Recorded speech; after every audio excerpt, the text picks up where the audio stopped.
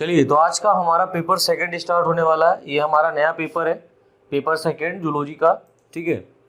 और zoology second year का paper second paper हमारा ये है, जिसका नाम है animal distribution, evolution and development biology, ठीक है। इसके अंतर्गत कुछ पॉइंट्स लिखने हैं, या इसके अंतर्गत हम लोग को पढ़ना क्या है स्पेशली। तो यहाँ पर एनिमल का जो डिस्ट्रीब्यूशन हुआ है, वितरण जो है उसको पढ़ना है। इसका इवोल्यूशन देखना है कि इवोल्यूशन किस टाइप से हुआ है। देन डेवलपमेंट बायोलॉजी, यानी कि इसके अंतर्गत हम लोग एम्ब्रियोलॉजी के बारे में थोड़ा सा डिस्कस करेंगे, किस तरीके से डेवलपमेंट हुआ है एनिमल्स का इस अर्थ पर, ठीक है। मतलब इवोल्यूशन तो एक अलग मेथड है, इवोल्यूशन कैसे हुआ, लेकिन यहाँ पर डेवलपमेंट भी हम लोग देखेंगे, इसका विकास भी हम लोग देखेंगे, ठीक है, किस तरीके से डेवलपमेंट हो रहा है। तो पहली हेडिंग जो आपकी यहाँ पर पड़ेगी, जो आपके एग्जाम के पॉइंट ऑफ व्यू से इंपॉर्टेंट है, और देखिए जो भी इस पेपर में इंपॉर्टेंट रहेगा वही पढ़ाएंगे, बाकी अलग हम आपको कुछ नहीं पढ़ाने वाले हैं इसमें, और ना ही आपको बताने वाले हैं। जो एक्स्ट्रा नॉलेज है उसको हम यूट्यूब पे अलग से वीडियोस बना करके अपलोड करते रहेंगे आने वाले समय में, लेकिन अभी फिलहाल जो इंपॉर्टेंट हमारे टॉपिक हैं उस पर डिस्कस करेंगे। तो पहली हेडिंग डाल दी यहाँ पर एनिमल डिस्ट्रीब्यूशन, ठीक है। और इसके बारे में थोड़ा सा समझ लीजिए कि एनिमल डिस्ट्रीब्यूशन एक्चुअल में है क्या।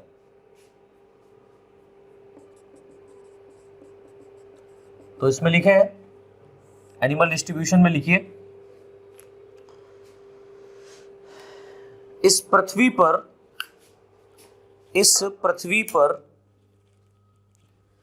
एनिमल की स्पीसीज लगभग, इस पृथ्वी पर एनिमल की स्पीसीज लगभग सभी प्रकार के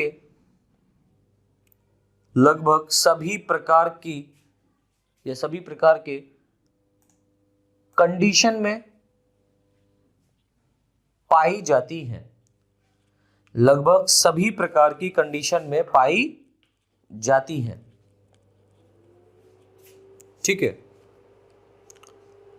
अतः इनका डिस्ट्रीब्यूशन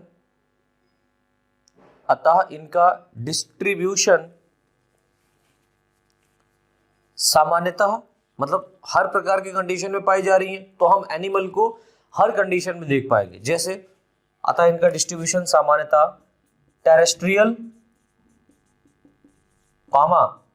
एक्वाटिक मतलब जलीय, मतलब कि ये भूमि पर भी पाए जाते हैं, जलीय भी होते हैं, पानी में भी पाए जाते हैं, ठीक है, एक्वाटिक, डेजर्ट, आप रेगिस्तान में अगर जाएं तो वहां पर भी आपको देखने को मिलेगा, ठीक है, फॉरेस्ट, एयर आदि, ठीक है। और भी बहुत सारी कंडीशंस हैं जो इस अर्थ पर पाई जाती है, पृथ्वी पर पाई जाती है, वहां पर आपको ऑर्गेनिज्म देखने को मिलेंगे। तो ये कहा गया है कि जो एनिमल्स हैं इनका डिस्ट्रीब्यूशन हर एक कंडीशन में आपको देखने को मिलता है। अभी जो डिस्ट्रीब्यूशन है ये है कैसा, इसको समझना है। तो नई लाइन से लिखे हैं, किसी भी एनिमल स्पीसीज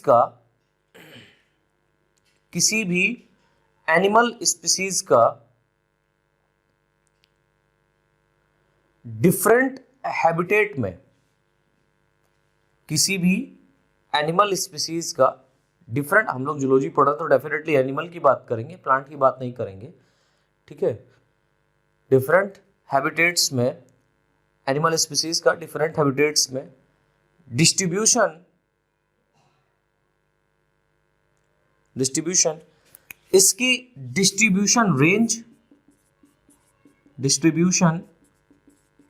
रेंज, यानी कि इसकी रेंज क्या है, ठीक है, वह डिस्ट्रीब्यूशन रेंज व लिविंग रेंज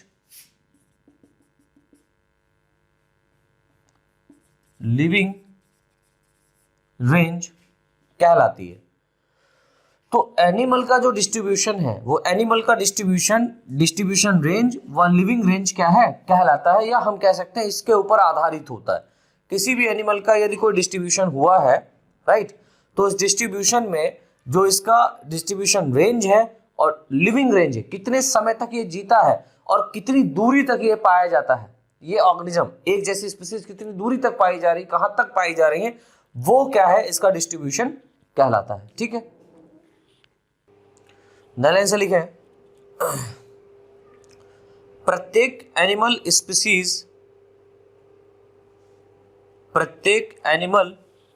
स्पीसीज का एक डिफरेंट डिस्ट्रीब्यूशन एरिया होता है। प्रत्येक एनिमल स्पीसीज का एक डिफरेंट डिस्ट्रीब्यूशन एरिया होता है जो इसके इवोल्यूशन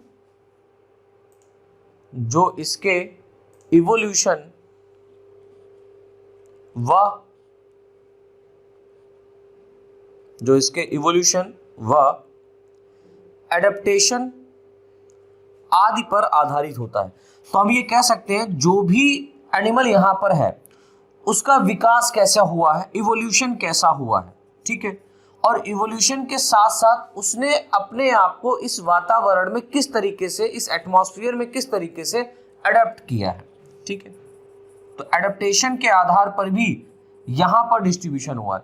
तो किसी भी ऑर्गेनिज्म का यदि हम डिस्ट्रीब्यूशन देखेंगे, वितरण देखेंगे, तो वो वितरण हम लोग इवोल्यूशन प्लस एडेप्टेशन के आधार पर देखेंगे, राइट। हमको इवोल्यूशन पता होना चाहिए इसका और एडेप्टेशन पता होना चाहिए। अब इवोल्यूशन क्यों हुआ? इवोल्यूशन भाई इसीलिए हुआ, किस लिए हुआ भाई? इवोल्यूशन इसलिए हुआ कि डिफरेंट टाइप का एटमॉस्फेयर चेंज हुआ, राइट। जब हम लोग आगे इवोल्यूशन पढ़ेंगे तो देखेंगे, और इससे पहले भी इवोल्यूशन पढ़ने से पहले हम लोग एरा के बारे में देखेंगे, ठीक है। महाकल्प या महायुग के बारे में हम लोग जब यहाँ पर डिस्कस करेंगे, पीरियड्स देखेंगे डिफरेंट टाइप के जो एनिमल के लिए थे, एनिमल जिसमें बहुत ज्यादा फॉर्म में सर्वाइव किए हैं, ठीक है, उनको जब हम लोग आगे डिस्कस करेंगे तब आपको समझ में आएगा कि इवोल्यूशन किस तरीके से हुआ होगा। और इवोल्यूशन के साथ साथ यहाँ पर एडेप्टेशन, भाई इवोल्यूशन तो हुआ है। मान लो आज का जो वातावरण हमारा इस पृथ्वी पर है, इस तरीके का वातावरण पहले जो युग आ चुके हैं या पहले के जो महाकल्प रहे उनमें नहीं रहा होगा। क्या पता वहां पर इससे ज्यादा ठंडी रहती हो, क्या पता इससे ज्यादा गर्मी रहती हो, ठीक है। तो माना तो ये जाता है कि हमारा अर्थ एक आग का गोला था, धीरे धीरे ठंडा हुआ, बिग बैंग थ्योरी यही बोलती है। तो हम लोगों ने बिग बैंग थ्योरी भी पढ़ी हुई है, तो हमको समझ में आता है इवोल्यूशन कैसे हुआ। अब इवोल्यूशन धीरे धीरे बढ़ रहा है, या तो इवोल्यूशन में क्या हो जाए, म्यूटेशन हो जाए, किसी स्पीसीज में म्यूटेशन हो तो एक नई स्पीसीज बन जाती है, ठीक है। और वो स्पीसीज जो बनी है वो आज के वातावरण में अडेप्ट कर पा रही कि नहीं कर पा रही, भाई वो इस वातावरण में अपने आप को, इस ठंडी में अपने आप को रोक पा रही है, या अपने आप को स्टेबल कर पा रही है, या गर्मी बहुत ज्यादा पड़ रही है तो उसमें अपने आप को स्टेबल कर पा रही है। तो ये इसका एडेप्टेशन हो गया, ठीक है। तो इवोल्यूशन और एडेप्टेशन ये दोनों मायने रखते हैं किसके लिए? एक पार्टिकुलर स्पीसीज के लिए, मतलब एक पार्टिकुलर एनिमल स्पीसीज के लिए जो एक पार्टिकुलर एरिया में पाया जा रहा है, ठीक है, और उसका कितना डिस्ट्रीब्यूट हुआ है, मतलब कहां कहां तक वो वितरित हुआ है। डिस्ट्रीब्यूशन मींस हम कह सकते हैं डिस्ट्रीब्यूट, वितरण हो रहा है इसका। तो आप देख रहे हैं ह्यूमन स्पीसीज, अगर आप देखें हम लोगों की स्पीसीज तो एक ही, होमो सेपियंस सेपियंस, राइट। तो ये ह्यूमन की जो स्पीसीज है हर एरिया में आपको देखने को मिल रही है।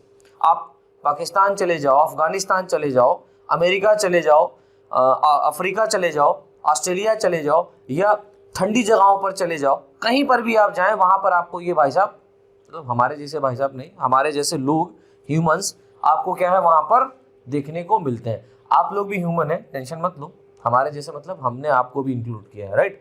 चलो तो नई लाइन से लिखे, एनिमल स्पीसीज के डिस्ट्रीब्यूशन को, एनिमल स्पीसीज के डिस्ट्रीब्यूशन को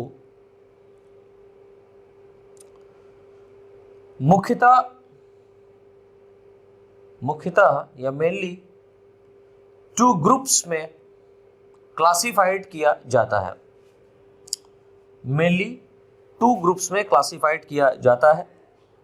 नंबर 1, अब ये जो 2 ग्रुप यहां पर दिए गए हैं एनिमल के डिस्ट्रीब्यूशन के लिए, ये बहुत इंपॉर्टेंट है।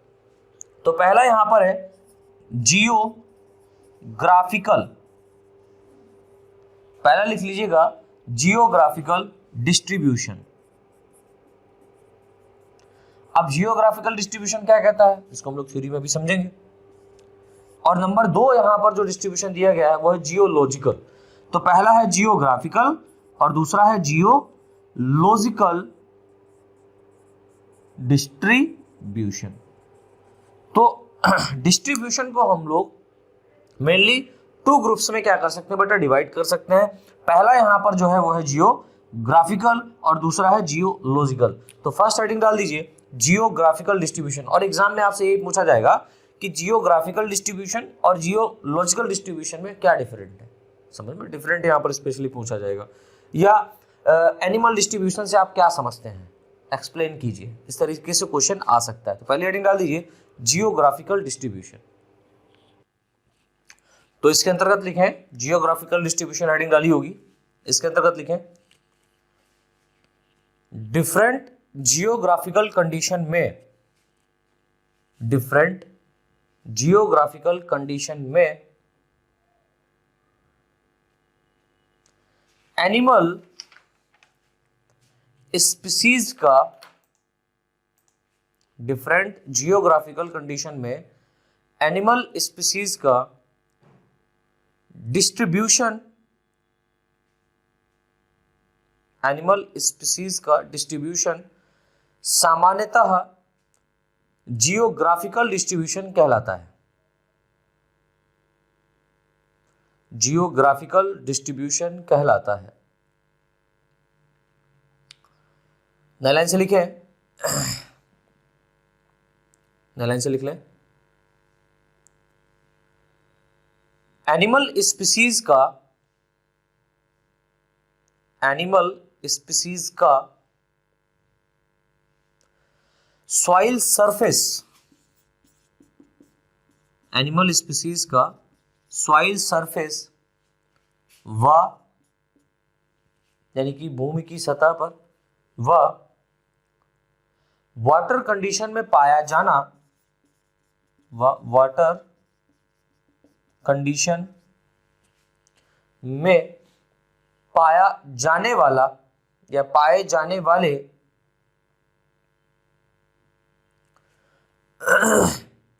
एनिमल का सॉइल सरफेस व वाटर कंडीशन में पाए जाने वाले जियोग्राफिकल डिस्ट्रीब्यूशन, पाए जाने वाले जियोग्राफिकल डिस्ट्रीब्यूशन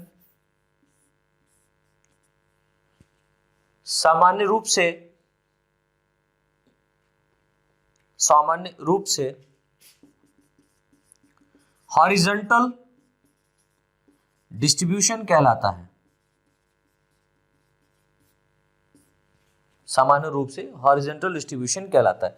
यानी कि जियोग्राफिकल लेवल पर अगर हम लोग देखेंगे एनिमल डिस्ट्रीब्यूशन का, तो यहां पर यदि सॉइल सरफेस पर यानी टेरेस्ट्रियल रीजन पर, लैंड्स पर जो एनिमल पाए जा रहे हैं और जो वाटर में एनिमल पाए जा रहे हैं, राइट, इन दोनों कंडीशन को मिलाकर के हम लोग हॉरिजॉन्टल बोलेंगे। हॉरिजॉन्टल मींस इस तरीके से, हॉरिजॉन्टल डिस्ट्रीब्यूशन इसको बोलेंगे, राइट। इसी प्रकार का एक और लिख लो, सॉरी, हॉरिजॉन्टल डिस्ट्रीब्यूशन कहलाता है। इस प्रकार का डिस्ट्रीब्यूशन सामान्यता, अब आपको इस प्रकार का डिस्ट्रीब्यूशन कहां देखने को मिलेगा, बात यहां पर भी है। तो इस प्रकार का डिस्ट्रीब्यूशन सामान्यतः वर्टिब्रेट स्पीसीज में पाया जाता है, वर्टिब्रेट्स स्पीसीज में पाया जाता है। यानी कि जितने भी वर्टिब्रेट्स हैं, जिन ऑर्गेनिज्म के अंदर क्या पाई जा रही है, spinal cord, that means notochord, spinal cord या रीढ़ की हड्डी जिनमें पाई जा रही है, वो वर्टिब्रेट के अंतर्गत आते हैं, ठीक है। तो जितने भी वर्टिब्रेट स्पीसीज आज तक इस पृथ्वी पर खोजी गई हैं, और बिना खोजी जाने वाली भी स्पीसीज, मतलब कुछ ऐसी स्पीसीज हैं जो अभी तक खोजी नहीं जा चुकी हैं, ऐसा समझिए, ठीक है। तो ये वर्टिब्रेट स्पीसीज सारी की सारी सॉइल सरफेस और वाटर कंडीशन में आपको देखने को मिलती है। हाँ ठीक है, आपने आर्थ्रोपोड्स को भी पढ़ा है, पता है यार, लेकिन उनका कंडीशन अलग होगा। तो इन सभी को हम लोग हॉरिजॉन्टल डिस्ट्रीब्यूशन के रूप में डिस्कस करेंगे, ठीक है। नई लाइन से लिखे हैं पूरे विश्व में, पूरे विश्व में वर्टिब्रेट स्पीसीज के, पूरे विश्व में वर्टिब्रेट स्पीसीज के जियोग्राफिकल कंडीशन या जियोग्राफिकल डिस्ट्रीब्यूशन, वर्टिब्रेट स्पीसीज के जियोग्राफिकल डिस्ट्रीब्यूशन के आधार पर, के बेसिस पर पूरे विश्व को यानी कि होल वर्ल्ड को, पूरे विश्व को यानी कि जो पृथ्वी है इस पूरे होल वर्ल्ड यानी पूरे विश्व को डिफरेंट रीजन्स में डिवाइड किया गया है। तो वर्टिब्रेट के डिस्ट्रीब्यूशन के आधार पर अब पृथ्वी के डिफरेंट डिफरेंट जो रीजन यहां पर आपको दिखेंगे डिफरेंट डिफरेंट टाइप के हैं, है ना। यहाँ का एटमॉस्फेयर कैसा है, दूसरी कंट्री का एटमॉस्फेयर इस समय कैसा होगा, अगर हम किसी नेक्स्ट कंट्री में जाएं तो उसका एटमॉस्फेयर किसी और तरीके का होगा, राइट। तो यहाँ पर जो एटमॉस्फेयर के कंडीशन के आधार पर जो एनिमल का डिस्ट्रीब्यूशन हुआ है और वर्टिब्रेट की स्पीसीज खोजी गई उसके आधार पर जो एनिमल का डिस्ट्रीब्यूशन किया गया है, इन सभी के बेसिस पर हम पूरे वर्ल्ड को या पूरी पृथ्वी को हम डिफरेंट रीजन में क्या कर सकते हैं, क्लासिफाइड कर सकते हैं। और जो यहाँ पर आपके जो डिफरेंट रीजन्स जो दिए गए हैं वो कौन कौन से हैं, तो लिख लीजिए। डिफरेंट रीजन में डिवाइड किया गया है जिन्हें जू जियोग्राफिकल, अब एनिमल की बात कर रहे हैं तो एनिमल्स की बात होगी, जिन्हें जू जियोग्राफिकल, इस पर एक अलग से ही शॉर्ट नोट आता है, ठीक है। और ये जू जियोग्राफिकल एक अलग टॉपिक ही है तो उस पर हम लोग अलग से डिस्कस करेंगे। जू जियोग्राफिकल रीजन या डिस्ट्रीब्यूशन, जिन्हें जू जियोग्राफिकल रीजन या हम इसी को डिस्ट्रीब्यूशन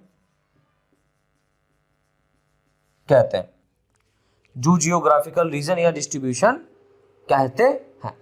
अब यहां पर ये जो जू जियोग्राफिकल रीजन आया है, अब इस जू जियोग्राफिकल रीजन के अंतर्गत बहुत सारे रीजन्स डिवाइड किए जाएंगे, वो हम लोग नेक्स्ट क्लासेस में डिस्कस करेंगे जब इसका टॉपिक आएगा तब, राइट।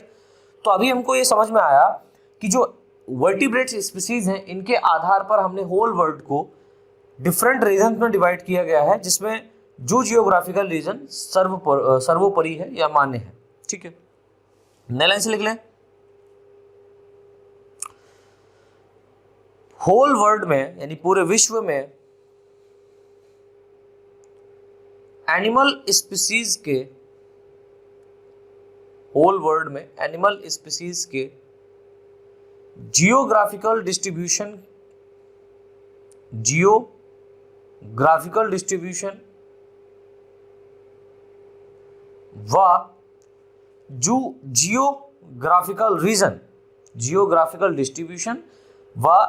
जियोग्राफिकल रीजन की स्टडी को, अगर हम लोग इसके अध्ययन की बात करें कि स्टडी को जू जियोग्राफी कहते हैं, जू जियोग्राफी कहते हैं, जू GEOGRAPHY, जू जियोग्राफी कहते हैं। तो यहां पर हम लोगों ने समझ लिया कि जियोग्राफिकल डिस्ट्रीब्यूशन का अगर हम लोग स्टडी करेंगे तो भी हम किसको फॉलो करेंगे, जू जियोग्राफी को। और जू जियोग्राफिकल को अगर हम लोग डिस्कस करेंगे तो वो भी जू जियोग्राफी कहलाता है, ठीक है। अब हमारा जो सेकेंड वाला रह गया था, पहला हमारा हो गया जियोग्राफिकल और दूसरा हमारा कौन सा था, जियोलॉजिकल। तो जियोग्राफिकल डिस्ट्रीब्यूशन क्या है इसके बारे में हम लोगों ने थोड़ी सी चर्चा कर ली है। अब हम लोग यहाँ पर डिस्कस करेंगे सेकेंड थिंग जो कि है हमारा जियोलॉजिकल डिस्ट्रीब्यूशन। हेडिंग डाल दीजिए। तो नेक्स्ट हेडिंग हमारी पड़ गई है जियोलॉजिकल डिस्ट्रीब्यूशन, ठीक है। तो इसमें लिखो एनिमल स्पीसीज का, यानी कि जो एनिमल स्पीसीज है उसका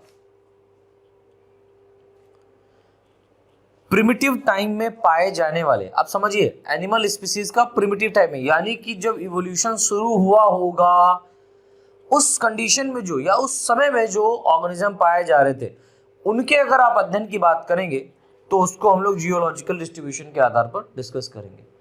तो क्या लिखा, एनिमल स्पीसीज का प्रिमिटिव टाइम में पाए जाने वाले डिस्ट्रीब्यूशन की स्टडी जियोलॉजिकल डिस्ट्रीब्यूशन कहलाती है। प्रिमिटिव टाइम में पाए जाने वाले डिस्ट्रीब्यूशन की स्टडी जियोलॉजिकल डिस्ट्रीब्यूशन कहलाती है। इस टाइप की स्टडी या इस टाइप की डिस्ट्रीब्यूशन, इस टाइप की डिस्ट्रीब्यूशन स्टडी को, इस टाइप की डिस्ट्रीब्यूशन स्टडी को एनिमल फॉसिल्स यानी कि जो एनिमल की जीवाश्म प्राप्त हुए हैं उनकी बात करी जा रही है। ठीक है, इस टाइप की डिस्ट्रीब्यूशन स्टडी को एनिमल फॉसिल्स के फॉर्म में की जाती है, एनिमल फॉसिल्स के फॉर्म में की जाती है। तो बच्चों इस तरीके से हम लोगों ने यहाँ पर एनिमल डिस्ट्रीब्यूशन के बारे में समझा है। अच्छा, यहाँ पर अभी आपका एक और पोर्शन रह गया है जिसको हम लोग जू जियोग्राफिकल लेवल पर डिस्कस करेंगे, लेकिन उस जू जियोग्राफिकल लेवल को हम लोग सेकेंड लेक्चर में या उसके नेक्स्ट लेक्चर में डिस्कस करेंगे। लेकिन इससे पहले हम लोग यहाँ पर अभी इसका पैटर्न ऑफ देखना है, पैटर्न देखना है पूरा एनिमल डिस्ट्रीब्यूशन का क्या पैटर्न है।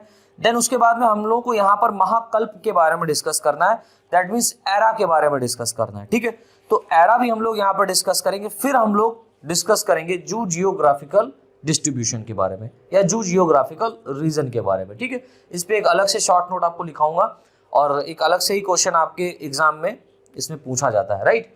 तो इस तरीके से ये वाला हमारा पोर्शन कंप्लीट होता है और ये हमारा पेपर स्टार्ट हो चुका है और पहला पेपर हमारा कंप्लीट हो चुका है जूलॉजी का। ठीक है, तो जूलॉजी का जो पहला पेपर हमारा कंप्लीट हो चुका है उसको आप हमारे ऐप जो मैंने बनाया हुआ है, डेफिनेटली आप लोगों ने लोड किया होगा, नहीं लोड किया है किसी ने तो लोड कर दीजिए प्ले स्टोर पे, सुमित राणा साइंस क्लासेस डालिएगा, आ जाएगा। वहाँ पर आप लोड करके उसमें अपनी आईडी बना लीजिए और वहाँ पर स्टोर सेक्शन में जा करके आप कोर्स को परचेज कर लीजिए। जो मैंने फर्स्ट पेपर यहाँ पर जूलॉजी सेकेंड ईयर का, जो जूलॉजी सेकेंड ईयर आपका है, इसका पहला पेपर मैंने पूरा अपलोड कर दिया है। जिनका छूटा हुआ है वो वहाँ पर खरीद सकता है।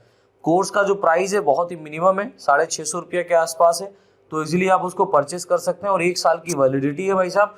और सबसे अच्छी बात यह है कि किसी भी टाइप का रेस्ट्रिक्शन वीडियो पे नहीं लगा हुआ, आप जितनी बार चाहें उतनी बार वीडियोस को देख सकते हैं। हाँ, मैं यहाँ पर अपलोड कर रहा हूँ यूट्यूब पे भी वीडियोस, लेकिन सारी वीडियोस में अपलोड नहीं करूँगा। ठीक है, तो इसके बाद में हमारा जो नेक्स्ट लेक्चर रहेगा वो रहेगा पैटर्न्स ऑफ एनिमल डिस्ट्रीब्यूशन के ऊपर।